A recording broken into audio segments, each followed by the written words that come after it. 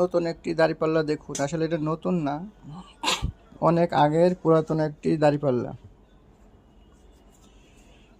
সামনের যে অংশটা আছে এটা যদি ধরে ওজন করা যায় তাহলে এটা 2 কেজি ওজন মাপা যাবে।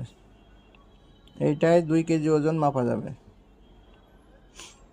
আর যদি আপনি 1 কেজি মাপতে চান সেই ক্ষেত্রে পাশেরটা, মানে ওই যে আরেকটা আছে পাশে, এটা হলো 1 কেজি।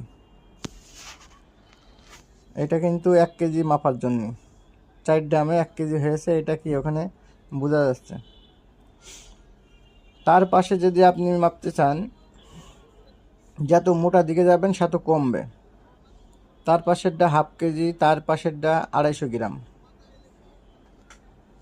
এইভাবে কিন্তু আগেকার সময় পাথর বাদে, অর্থাৎ কোনো বাটখারা বাদে কিন্তু এটা মাপা যেত।